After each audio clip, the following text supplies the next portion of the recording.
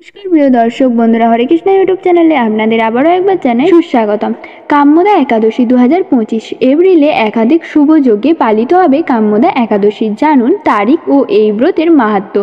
কাম্যদা একাদশী 2025 এবছর 8ই এপ্রিল পালিত হবে চৈত্র মাসের শুক্লাপক্ষে একাদশী তিথি। এটা কাম্যদা একাদশী নামে পরিচিত। এই একাদশীর প্রভাবে ব্যক্তির সমস্ত মনস্কামনা পূর্ণ হয়। কাম্যদা একাদশীর শুভক্ষণ ও মাহাত্ম্য সম্পর্কে জেনে নিন। হিন্দু ধর্মে কাম্যদা একাদশীর বিশেষ মাহাত্ম্য রয়েছে। একাদশীর তিথি নারায়ণকে সমর্পিত। চৈত্র মাসের শুক্লাপক্ষের একাদশী কাম্যদা একাদশী নামে পরিচিত। এই তিথিতে বিষ্ণুর পূজা করলে সুখ সমৃদ্ধি লাভ করা যায় ও ব্যক্তির সমস্ত মনস্কামনা পূর্ণ হয়। এবছর কাম্যদা একাদশী কবে পালিত হবে, কি এই একাদশীর মাহাত্ম্য, সে সংক্রান্ত সমস্ত তথ্য এখানে বিস্তারিত জেনে নিন। কাম্যদা একাদশী কবে?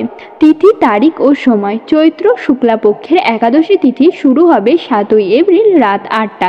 চৈত্র শুক্লাপক্ষের একাদশী তিথি শেষ হবে 8ই এপ্রিল রাত 9টা বেজে 12 মিনিটে। ব্রতভঙ্গের সময় 9ই এপ্রিল সকাল 6টা বেজে 2 মিনিট থেকে 8টা বেজে 34 মিনিটে। কাম্যদা একাদশীর শুভক্ষণ, শুভ মুহূর্ত সময় ব্রহ্ম মুহূর্তে 3টা বেজে 3 মিনিট থেকে 5টা বেজে 21 মিনিটে।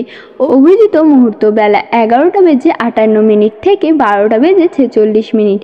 বিজয় মুহূর্ত দুপুর 2টো বেজে 29 মিনিট থেকে 3টে বেজে 17 মিনিট। গোধূলি মুহূর্ত সন্ধ্যা 6টা বেজে 38 মিনিট থেকে 7টা বেজে 1 মিনিট।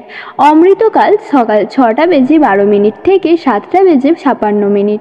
নিশীথ মুহূর্ত মাঝরাত 11টা বেজে 59 মিনিট থেকে 12টা বেজে 45 মিনিট। কাম্যদা একাদশীতে শুভযোগ।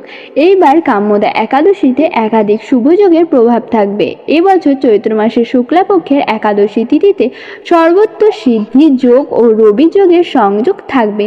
এই তিথিতে সকাল 6টা বেজে 3 মিনিট থেকে 7টা বেজে 55 মিনিট পর্যন্ত সর্বাত্ম সিদ্ধি ও রবি যোগ থাকবে। এছাড়াও অশ্লেষা ও মঘা নক্ষত্রের সংযোগ থাকছে এদিন। অন্যদিকে বণিজ ও বকবরণ এই যোগে লক্ষ্মীনারায়ণের পুজো করলে সাধক সুখ ও সমৃদ্ধি ও সৌভাগ্যের অর্জন করতে পারেন।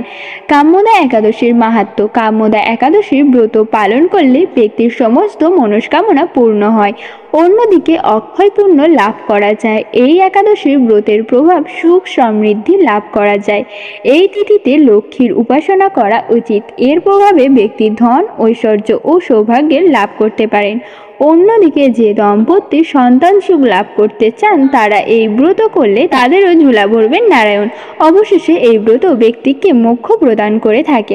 আজকের ভিডিওটি এই পর্যন্তই। ভিডিওটি ভালো লাগলে লাইক, কমেন্ট, শেয়ার করতে ভুলবেন না ও আমার চ্যানেলে নতুন বন্ধুরা আরও নতুন নতুন ভিডিও পেতে চ্যানেলটিকে সাবস্ক্রাইব করে রাখবেন। হরে কৃষ্ণ।